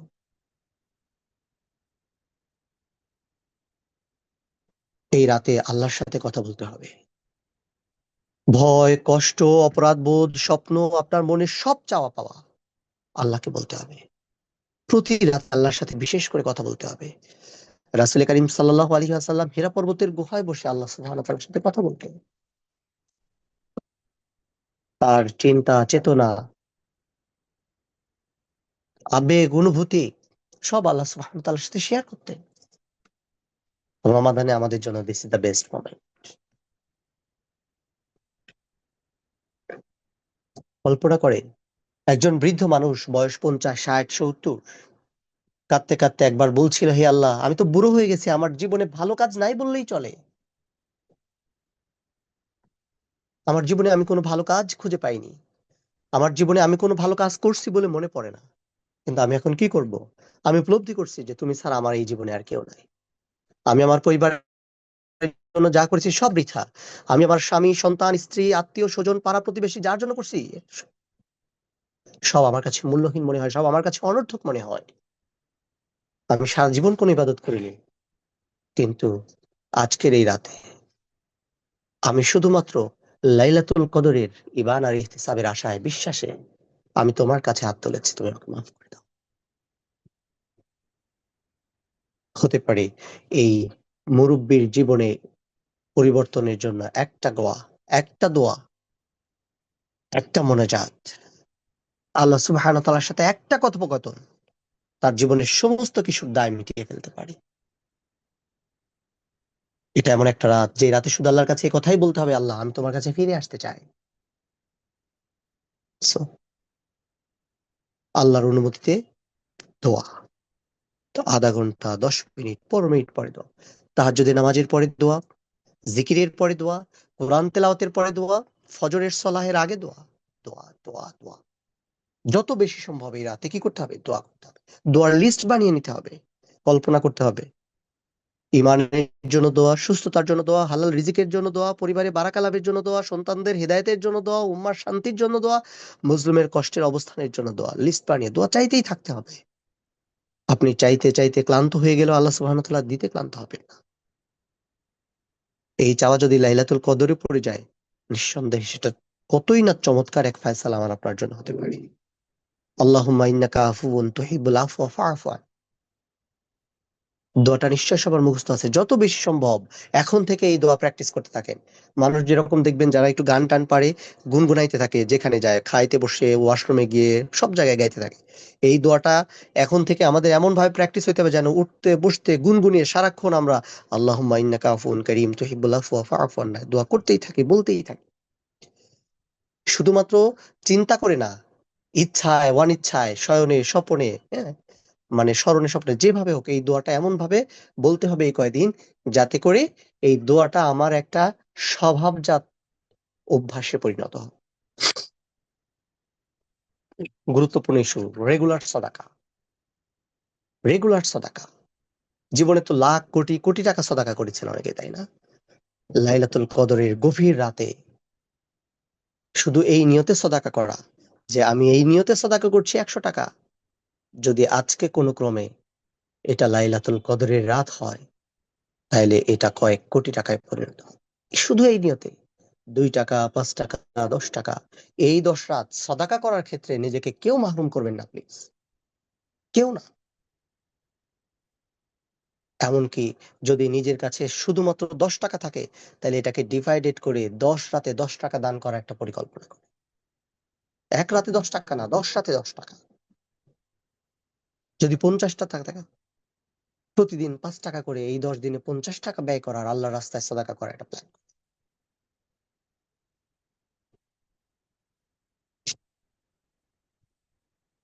এই রাতে ছোট বড় যত ভালো কাজ আছে সব খোঁজ করা, সব করার একটা প্ল্যান। সুযোগ পাইলেই মায়ের সাথে একটু কথা বলা, বাবার একটু খোঁজ খবর নেওয়া, বাবাকে একটু ভিডিও কলে দেখা, মাকে একটু ভিডিও কলে দেখা, কাছে থাকলে তো আলহামদুলিল্লাহ। বাবা মায়ের চেহারার দিকে নেক নজরে তাকালে কবুল হজের সমান সওয়াব হয়। নেক নিয়তে গভীর অনুভূতির সাথে দেখা।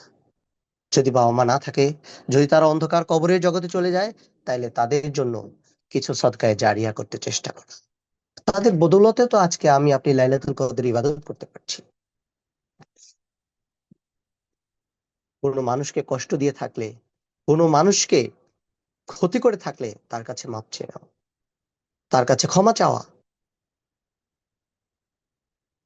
তারা কতই না সৌভাগ্যবান যারা এই 10 দিন ইতেকাফ করার পরিকল্পনা করেছে। দুনিয়ায় অসংখ্য সফল মানুষদের ভিড়ে তাদের চেয়ে সফল মানুষ আর কারা, যারা এই 10 দিন আল্লাহর ঘরে থাকার পরিকল্পনা করেছে।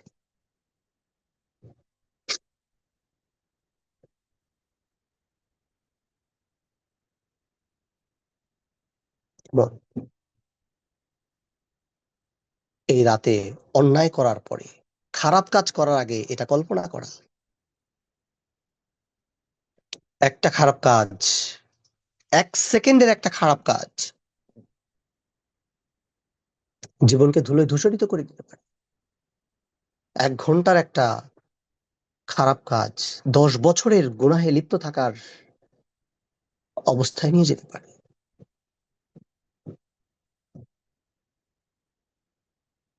আমাদের সালাফরা কেউ কেউ যদি কোনো কারণে রাত জাগতে না পারতেন, 1 মিনিট 2 মিনিটে খাওয়া শেষ করে, সাহারি শেষ করে, বাকি যে 10-15 মিনিট থাকতো সেটিকেও তারা ইবাদতে লাগানোর চেষ্টা করতেন। লাইলাতুল কদরের সময় বেশি বেশি সূরা ইখলাস পড়বেন। 3 বার সূরা ইখলাস পড়লে ১ খতম কোরআন পড়ার সওয়াব পাওয়া যায়। সুবহানাল্লাহি ওয়া বিহামদিহি সুবহানাল্লাহিল আযীম। যে দোয়াগুলোতে বেশি বেশি বারাকা, বেশি বেশি ব্লেসিংস, বেশি বেশি সওয়াবের কথা আছে, স্বল্প সময়ে অধিক সওয়াব অর্জনের যতগুলো সহিহ হাদিস আছে সেগুলোর উপর বেস করে এই সময়গুলোতে ইবাদত করতে থাকতে হবে। একটা অ্যাকশন প্ল্যান বানিয়ে রাখতে হবে। শেষ 10 রাত উৎসব চলতে থাকবে বাসায়। কিসের উৎসব? ইবাদতের উৎসব।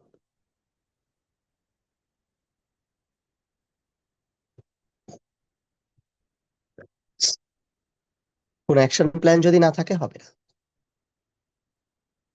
বাচ্চাদেরকে যদি এই রাত না জাগাতে পারেন, সহকর্মী সরি করে সঙ্গীকে যদি এই রাতে জাগানোর পার্টনার না বানাতে পারেন, কঠিন। তা আপনি একাই জান্নাতে যাবেন তাকে ছাড়া? ঘুম থেকে উঠেই কোনো ধরনের আলসেমি না করে অজু করে ফেলেন। আপনার যদি খাবার গরম করতে সময় লাগে, সেখানেই জিকির, দরুদ, ইস্তেগফার এগুলো পড়তে থাকেন। আল্লাহুম্মা ইন্নাকা আফুন পড়তে থাকেন। সূরা ইখলাস পড়তে থাকেন। ৩ বার পড়লে ৩ মিনিটের কম সময় লাগবে। আল্লাহ কবুল করলে সম্পূর্ণ কোরআন কমপ্লিট করার সওয়াব পাবেন। আর লাইলাতুল কদর হইলে তো কোনো কথাই নাই। ২ মিনিটে সূরা বাকারার শেষ ২ আয়াত পড়ে ফেলুন। আয়াতুল কুরসি বারবার পড়ে ফেলুন। সময় কম থাকলে একটু কম খান। খেজুর, পানি, হালকা একটু সেহরি। It's enough. ১০ মিনিট সময় দাঁড়িয়ে থাকলেও ২-৪ রাকাত কিয়ামে দাঁড়িয়ে যান। তার মানে যতটুকু সময় পাওয়া যায়, কেউ সারা রাত জাগতে পারে না এজন্য ইবাদত বন্ধ করে থাকবেন না। কখনো যেন এরকম অবস্থার মধ্যে না হয়। কারণ এটা এমন একটা রাত, যেই রাত আমার জীবনে একটাও পাইতে পারি, সারা জীবনে আর নাও পাইতে পারি। আমি এমন একজনের গল্প বলছি, দেখেন। এরা একটা সার্কেল ছিল, যারা ফ্রেন্ডরা একসাথে মসজিদে যেত, একসাথে তারাবি পড়তো, একসাথে গল্প করতো, কফি খেয়ে চা খেয়ে বাসায় ফিরে আসতো। এটা তাদের ট্র্যাডিশনাল ইস্যুস ছিল। তার সবসময় মনে হইতো, এখন তো অনেক সময় আছে, যখন আমার বয়স 40-50 হবে তখন আমি আরো অনেক বেশি ইবাদত করব। এক বছর রমাদানে তার মা তাকে বলল, বাবা, এই রমাদানটা একটু গুরুত্ব দিয়ে কাটাতে চেষ্টা করো। কে জানে আমরা আবার রমাদান পাবো কিনা। ছেলেটা হেসে বলল, মা, আপনি তো সবসময় এরকমই বলেন। আপনারা যেভাবে মনে করেন যে উস্তাজের কাজই তো এটা, সব রমাদানই উস্তাজ বলবে যে এই রমাদান তো শেষ রমাদান। গত রমাদানে যারা আমাদের সাথে ছিল সবাই এই রমাদানে আমাদের সাথে নাই। রমাদান শেষ হলো, কয়েক মাস পরে একদিন সেই ছেলেটা দুর্ঘটনায় মারা গেল। পরের রমাদান চলে আসলো, তার ঠিক সব বন্ধুরা মসজিদে তারাবিতে দাঁড়িয়ে গেল, কিন্তু তাদের ওই বন্ধুর জায়গাটা খালি। গত বছর সে তাদের সাথে দাঁড়াতো। আমরা সবাই মনে করি আমাদের সামনে অনেক রমাদান আছে, কিন্তু বাস্তবে কেউ জানে না এই রমাদানটাই হয়তো আমাদের শেষ রমাদান। গত পরশুদিন আমাদের ইসলামী বিশ্ববিদ্যালয় সমাজকর্ম বিভাগের সহযোগী অধ্যাপক এবং বিভাগের সম্মানিত চেয়ারম্যান ম্যাডামকে তারই বিভাগের একজন কর্মচারী নৃশংসভাবে জবাই করে হত্যা করেছে। বেতন প্রমোশন সমস্যা। আমাদের চেয়ে বয়সে প্রায় ৪ বছরের ছোট এই সম্মানিত শিক্ষকের এই বয়সে আল্লাহ সুবহানাহু ওয়া তাআলা ৪টা কলিজার টুকরা সন্তান দিয়েছিলেন, যার সর্বোচ্চ একজনের বয়স ১১ বছর। Can you imagine? আমরা কোথায় দাঁড়িয়ে আছি? অথচ আমাদের প্ল্যান আর আমাদের পরিকল্পনা হলো জীবনে আরো ২০-৩০টা রমাদান আমাদের সামনে চলে আসবে।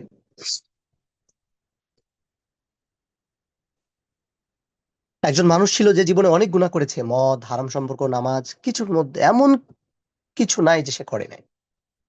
এক রাতে সে খুব ভেঙে পড়লো, কারণ সে বুঝতে পারলো তার জীবনটা নষ্ট হয়ে যাচ্ছে। সেই রাতে হয়তো সে মসজিদে গেল, সবাই চলে গেছে, মসজিদ প্রায় খালি, কিন্তু সে সিজদায় পড়ে আছে। সে বলল, হে আল্লাহ, আমি জানি আমি খুব খারাপ, কিন্তু যদি আপনি আমাকে ক্ষমা না করেন আমি কোথায় যাব? সে জানতো না সেই রাতটাই ছিল লাইলাতুল কদর। তার জীবনটা কেমন বদলে যাবে একটু কল্পনা করেন। একটা রাত, একটা সিজদা, একটা কানা, জাস্ট চেঞ্জ হিজ লাইফ। পুরো মানুষের জীবন বদলে দিতে পারে। এরকম অসংখ্য ঘটনা আমার আপনার জীবনে ঘটে। একজন আলেম বলতেন, লাইলাতুল কদরের রাতে ফেরেশতারা পৃথিবীতে নেমে আসে, তারা খুঁজে বেড়ায় কে সিজদায় আছে, কে কাঁদছে, কে দোয়া করছে, এই দৃশ্যটা দেখার জন্য। একটা ঘরে একজন মানুষ কুরআন পড়ছে, আর একটা ঘরে একজন সিজদায় কাঁদছে, ফেরেশতারা তাদের চারপাশে দাঁড়িয়েছে। অন্য আর একটা ঘরে কেউ ফোন স্ক্রল করছে, একই রাত, কিন্তু ২টা ঘরের গল্প আলাদা। এই রাতে ফেরেশতা যদি আমার আপনার ঘরের সামনে আসে, তারা কি অবস্থায় দেখবে? আমার আপনার প্রস্তুতি কি? কিংবা কেমন হইতে পারে কিয়ামতের দিন, যেই দিন সম্পর্কে রাসূল সাল্লাল্লাহু আলাইহি ওয়াসাল্লাম বলছেন কিয়ামতের দিন মানুষের আফসোস করবে, বিশেষ করে সেই রাতগুলোর জন্য যেগুলো তারা ইবাদত করতে পারত। কিয়ামতের দিন আল্লাহ আপনাকে দেখালেন এই রাতটা লাইলাতুল কদর ছিল, কিন্তু এই রাতে তুমি ঘুমিয়েছিলে। এই রাতে তুমি নাটক দেখেছো। এই রাতে তুমি বন্ধুদের সাথে আড্ডা দিয়েছো। এই রাতে তুমি শপিং মলে ছিলে। আপনাকে টিভি স্ক্রিনে দেখানো হলো আপনার আমল নামায়। মানুষ কি বলবে? একটা রাত যদি শুধু ফিরে যাইতে পারতাম, আর একটা রাত যদি পাইতাম, একটা রাত, তখন শুধু বলবে, হে আল্লাহ, তুমি শুধু এক রাতের জন্য আমাকে পৃথিবীতে ফিরিয়ে দাও, শুধুমাত্র একটা রাত। আর সুযোগ থাকবে না। আজ যে রাত আমাদের হাতে আছে, যে রাত আমাদের সামনে আছে, যে রাত আমার দরজায় কড়া নাড়ছে, আসুন আমরা বলি, একদিন এই রাতের জন্য আমরা কাঁদবো। সেটা কি দরকার? আমরা আজকে রাতেই কাঁদি না। আমরা সবাই মনে করি আমাদের সামনে অনেক রমাদান আছে, কিন্তু কবরস্থানে এমন অনেক মানুষ শুয়ে আছে যারা ভেবেছিল আমাদের মতোই আমাদের সামনে অনেক রমাদান আছে। আজ রাতে হয়তো কেউ এমন ভাবে কাঁদবে যে এই কান্না তার পুরো জীবনের পাপ ধুয়ে দিবে। পৃথিবীতে এমন অনেক দরজা আছে যেগুলো আমার আপনার জন্য বন্ধ হয়ে গেছে, কিন্তু আল্লাহর দরজা এখনো খোলা আছে। মানুষ আপনাকে আপনার অতীত দিয়ে বিচার করে, কিন্তু আল্লাহ সুবহানাহু ওয়া তাআলা আমাকে আপনাকে আমার আপনার তওবা দিয়ে বিচার করে। হয়তো এই রাত আল্লাহ এমন একজন মানুষকে ক্ষমা করে দিবেন যে নিজে কোনোদিন বিশ্বাস করে না যে সে ক্ষমা পাওয়ার যোগ্য। একটা সিজদা, একটা চোখের পানি, একটা হে আল্লাহ আপনার পুরো তাকদীর বদলে দিতে পারে। আসুন না আমরা একটু আবেগী হই। আসুন না আমরা নিজেদের একটু শুধরাতে চেষ্টা করি। আসুন না আমরা গাফেলিয়া আলসেমি থেকে একটু ঝেড়ে উঠি। আসুন না আমরা আমাদের কর্মতৎপরতা একটু পরিকল্পনা করি। আসুন আমরা আমাদের রুটিন ওয়ার্ক একটু চেঞ্জ আনি। আসুন না ট্র্যাডিশনাল মানুষের বাড়ি যাওয়া আর শপিং মলে যাওয়াগুলোকে আমরা ছুঁড়ে ফেলি। আমরা আমাদের রুটিনকে চেঞ্জ করে ফেলি। আমরা আমাদের পরিকল্পনায় ভিন্নতা নিয়ে আসি।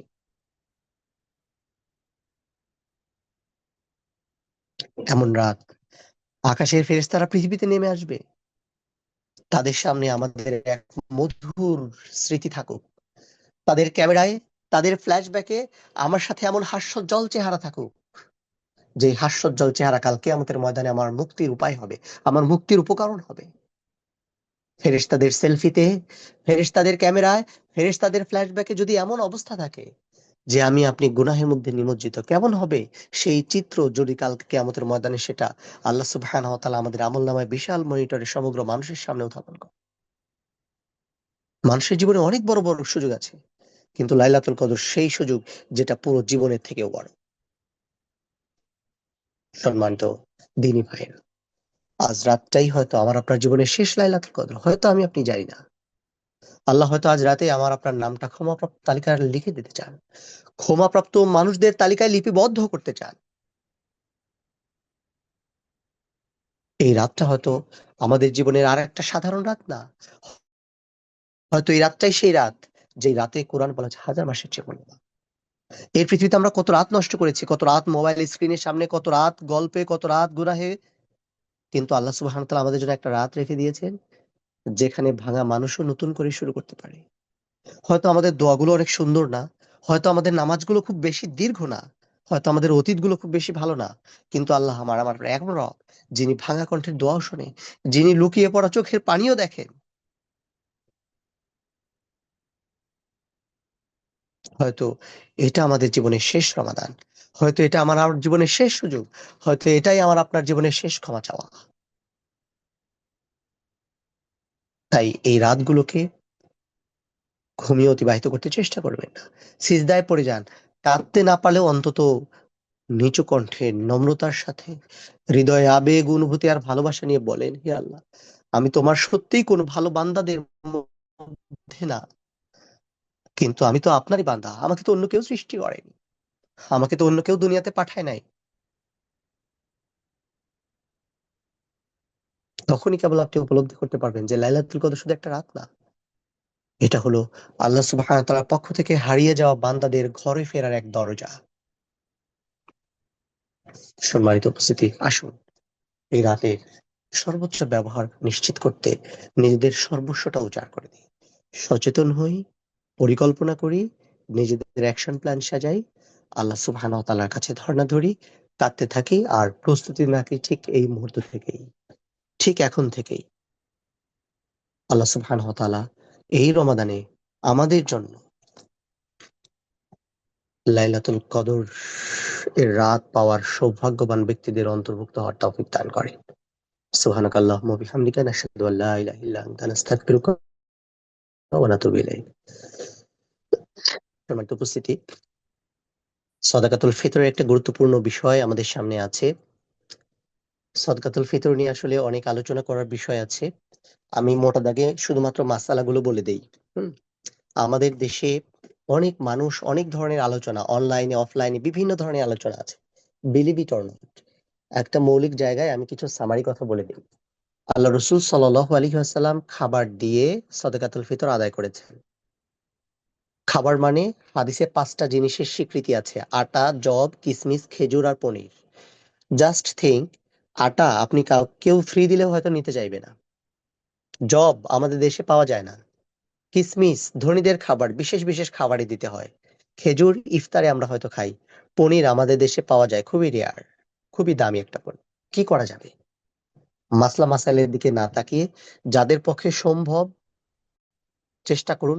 যদি সত্যিকার অর্থেই আপনি শুধুমাত্র সুন্নাহ মেনে খাবার দিয়ে ফিতরা আদায় করতে চান, তাহলে আপনার জন্য বেস্ট অপশন হইল খেজুর। Best option. অনেকেই বলে যে আমাদের দেশে প্রচলিত খাবার তো চাউল, চাউল দিয়ে দিলে তাইলে ওই আটা জব দিয়ে দেওয়ার মতো হবে না। না, হবে না। তাহলে তো আপনি হাদিসকে মডিফাই করে ফেললেন। হাদিসকে যদি এভাবে মডিফাই করা যায় তাহলে তো টাকা দিয়ে দেওয়া আরো সবচেয়ে ভালো হয়। কারণ একজন মানুষের 2 কেজি খেজুরের চেয়ে 2 কেজি চাউলের চেয়ে আধা কেজি চাউল আর একটা সয়াবিনের বোতল খুব দরকার। সয়াবিনের বোতল তো অধরা, ধনী মানুষেরাই কিনতে পারছে না, গরিব মানুষ কোত্থেকে কিনবে? তাইলে চাউলের চেয়ে এই ব্যক্তির সয়াবিনের তেল বেশি জরুরি কিনা? চাউল তো ভিক্ষা করলে সে পাবে, সয়াবিনের তেল কোথায় পাবে? এই জন্য অনেক প্রশ্ন, অনেক কোশ্চিন, অনেক অনেক উত্তর। সো চাউল দিয়ে যারা দিতে বলে তাদের কাছে টাকা দিয়ে দেওয়াটা হয়তো অনর্থক মনে হয়, হাদিসের ভায়োলেশন হয়ে যায়, এক্সপ্লেইন হয়ে যায়। সব জায়গায় সেম।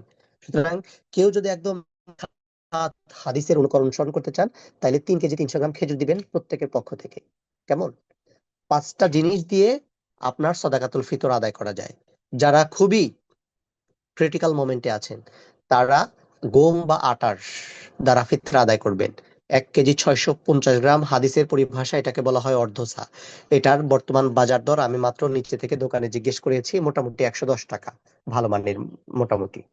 জব দ্বারা যদি কেউ আদায় করেন তখন 3 কেজি 300 গ্রাম, তখন এটা দাঁড়াচ্ছে 595 টাকা।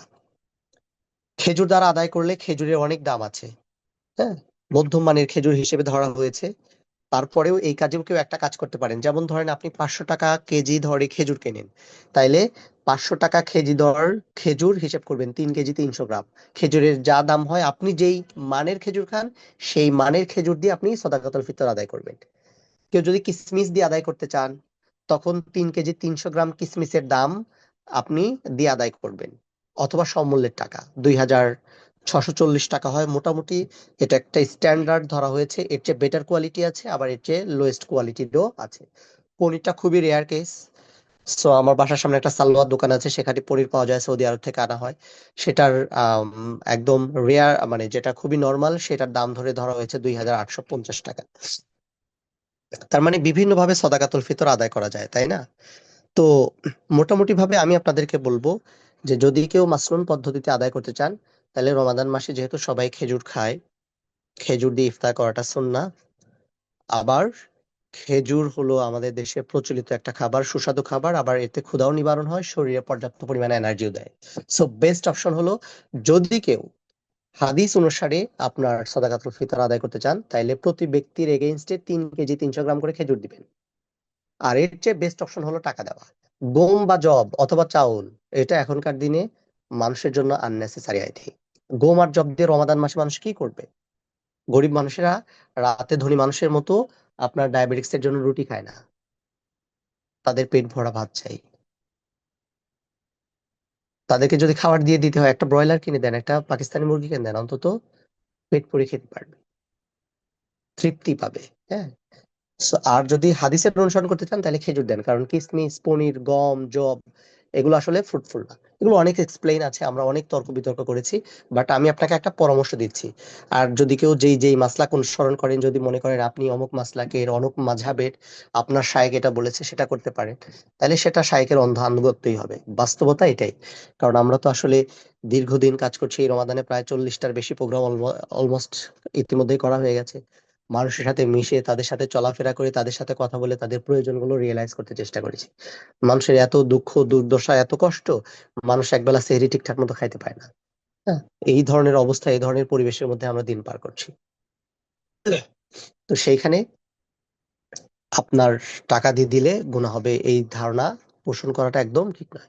আল্লাহর ওয়াস্তে কেউ এই 110 টাকা করে সদকাতুল ফিতর আদায় করার চেষ্টা করবেন না পারতপক্ষে। কেমন? অ্যাটলিস্ট 595 দিয়ে শুরু করবেন। আর যাদের সুযোগ আছে, সামর্থ্য আছে, এই 2475 বা 2660 অথবা 2805 এভাবে সদকাতুল ফিতর দেওয়ার চেষ্টা করবেন আপনার ক্যাপাবিলিটি অনুসারে। কেমন? আপনি আপনার ক্যাপাবিলিটি অনুসারে সদকাতুল ফিতর দিয়ে দিবেন। কেউ খেজুর দিয়ে দিবেন বা এর মূল্য দিয়ে, কেউ কিসমিসের মূল্য দিয়ে, কেউ পনিরের মূল্য দিয়ে, অ্যাটলিস্ট জবের মূল্য দিয়ে, সেটাও 595 টাকা। একজন পরিবারের সদস্য কয়জন? ম্যাক্সিমাম 5 জন। তাহলে সব মিলায় দেখেন 3000 টাকা সদকাতুল ফিতর হবে। 3000 টাকা যদি 3টা ফ্যামিলি পায়, অন্তত ঈদের দিন তারা একটু সেমাই, চেনি আর একটা মুরগি দিয়ে একটু ভালো মন্দ খাইতে পারবে। আদারওয়াইজ তো সেটাও সম্ভব না। তাহলে ঈদ সদাকাতুল ফিতর আদায় করার ক্ষেত্রে 20 টাকা, 50 টাকা, 100 টাকা এই থিওরি প্লিজ কেউ অ্যাপ্লাই করেন না। একটা ফ্যামিলিকে অন্তত 1000 টাকা দিন অথবা 500 টাকা দিন, যাতে করে সে অন্তত একটা মুরগি কিনে, একটু সেমাই পায়েস কিনে ঈদের দিন খাইতে পারে। এটাই তো সদাকাতুল ফিতরের মাকসাদ। এটাই মাকাসিদুশ শরিয়া। হ্যাঁ, অনেকেই আছে 200 বা 1000 টাকা এটা ভাগ করে রাস্তায় যাবে, ফকির মিসকিনকে 10 টাকা, 20 টাকা, 50 টাকা, 100 টাকা নাও। কিন্তু ভাই কোনো অ্যাচিভমেন্ট নাই, কারো খুশি করতে পারবে না। কিন্তু কাউকে 500 টাকা দেন, দেখবেন যে তার চেহারাটা খুশি ভরে ভরে গেছে। এই একটা খুশি কেনাটার জন্যই আমার আপনার জীবনে সদাকাতুল ফিতরের বিধান আল্লাহ সুবহানাহু ওয়া তাআলা দিয়েছেন। এই জন্য ইবাদত করার আগে এটার মাকাসিদুশ শরিয়া জানাটা আমাদের জন্য গুরুত্বপূর্ণ। কেমন? আল্লাহ সুবহানাহু ওয়া তাআলা কবুল করেন ইনশাআল্লাহ। আর এটা একটা টেক্সট আমি গ্রুপে ব্যানার করে দিতে চেষ্টা করব, যেহেতু শুক্রবার কোনো গ্রাফিক্স ডিজাইনারকে পাই নাই আমি। এখন লেটেস্ট চাচ্ছিলাম যাতে করে রমাদানের শেষ দশকে সাধারণত সদাকাতুল ফিতর আদায় করা হয়, যে জন্য আজকে আমি বলা, আগামী শুক্রবারে আরেকবার বলে দিতে চেষ্টা করব ইনশাআল্লাহ। আলহামদুলিল্লাহ, রমাদানে আমরা প্রতিনিয়ত বিভিন্ন প্রোগ্রামগুলো করতে চেষ্টা করছি আপনাদের দোয়ায়।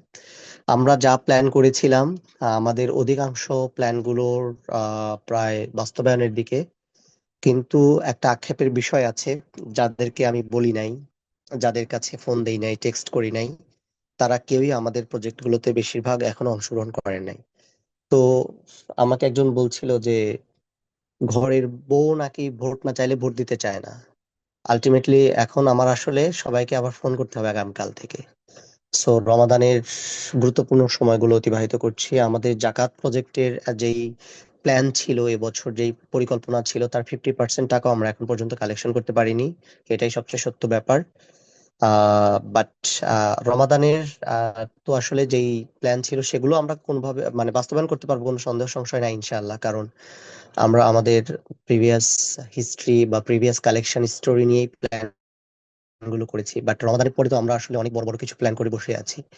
সেগুলো যদি ইমপ্লিমেন্ট করতে চাই, জাস্ট সবাইকে বলবো যে আমাদের সাথে অন্তত আপনার জাকাত এবং সাদাকার একটা অংশ শেয়ার করবেন। শুধু জাকাতের অংশ শেয়ার করলে হবে না, সাদাকার একটা অংশ আমাদের সাথে শেয়ার করতে হবে।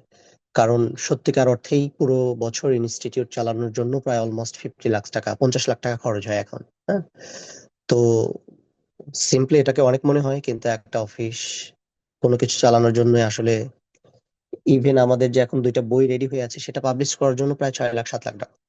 শুধু জুম লিঙ্কের জন্য আমাদের বছরে প্রায় এখন 6 লাখ টাকা লাগে। হ্যাঁ, অফিস ভাড়া বছরে প্রায় এখন 8 লাখ টাকা।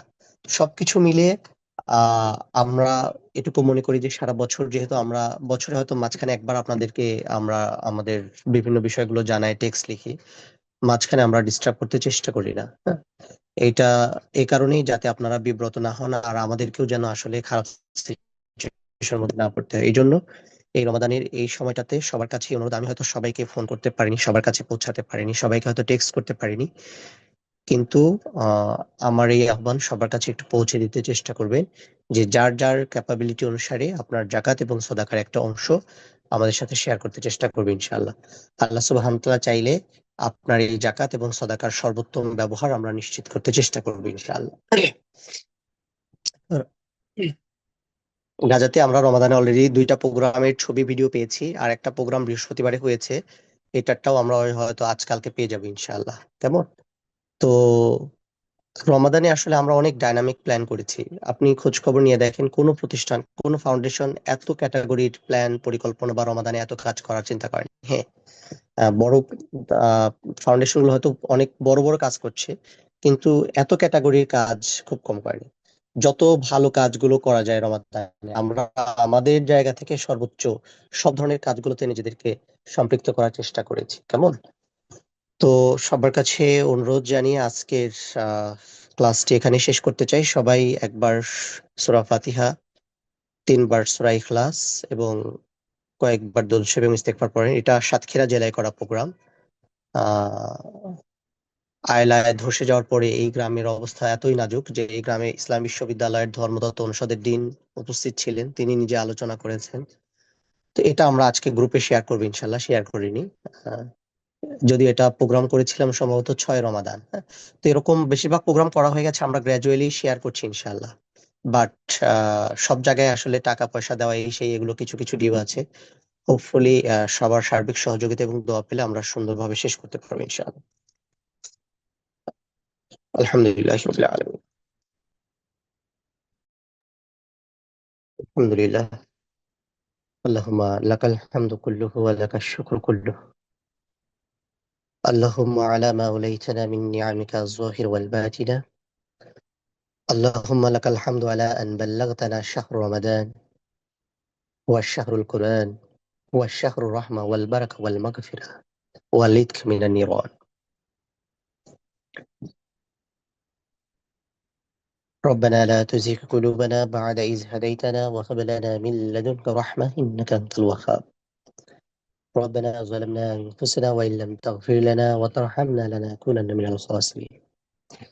ربنا هب لنا من أزواجنا ومن ذرياتنا قرة أعين واجعلنا للمتقين إماما. ربنا آتنا في الدنيا حسنة وفي الآخرة حسنة وقنا عذاب النار. اللهم اغفر لنا ذنوبنا وكفر عنا سيئاتنا وتوفنا مع الأبرار. يا أرحم الراحمين، نحن عبادك الضعفاء جئناك بقلوب منكسرة وأعين دائمة وأرواح تتشوق إلى رحمتك يا أرحم الراحمين.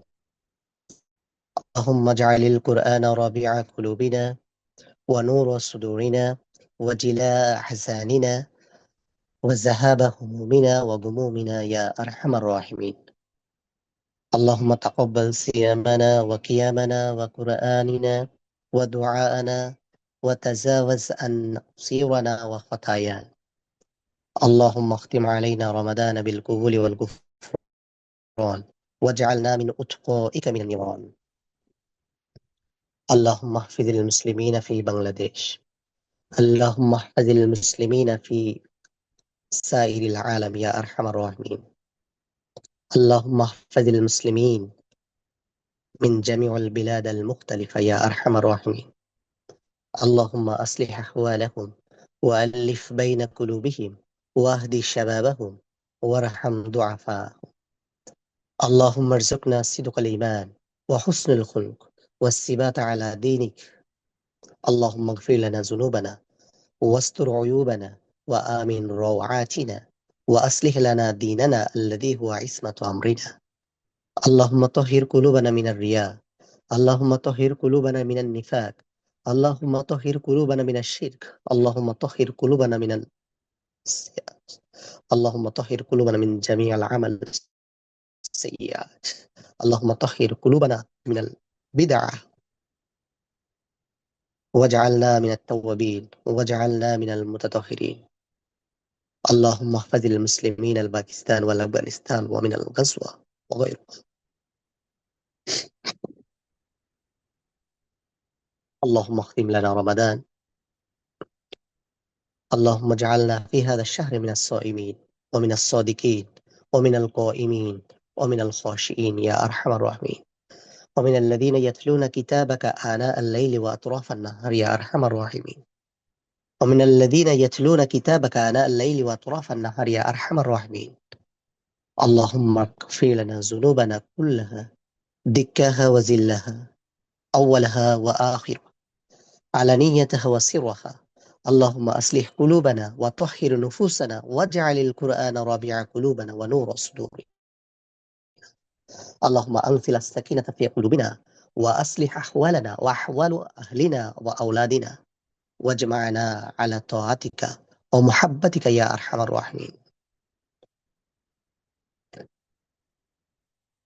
اللهم لا تدعو لنا في هذه الليلة، اللهم اجعلنا، اللهم بلغنا ليلة القدر، اللهم بلغنا ليلة القدر، اللهم بلغنا ليلة القدر واجعلناها فيها من المقبولين، واختم لنا شهرنا بالعتق من النيران. ربنا لا تدع لنا في هذه ليلة القدر ذنبا إلا غفرته، ولا هما إلا فرجته، ولا مريدا إلا شفيته، ولا ميتا إلا رحمته، ولا دعاء إلا استجبته. اللهم تقبل جميع الأعمال الصالحة يا أرحم الراحمين. اللهم انصر إخواننا المستضعفين في فلسطين، اللهم كن لهم ناصرا ومؤيدا يا أرحم الراحمين. واكتب لإخواننا في فلسطين النصر والقلوب، إنك على كل شيء قدير. اللهم صل وسلم وبارك على سيدنا محمد وعلى آله وجميع أصحابه برحمتك يا أرحم الراحمين. آمين يا رب العالمين. السلام عليكم ورحمة الله وبركاته.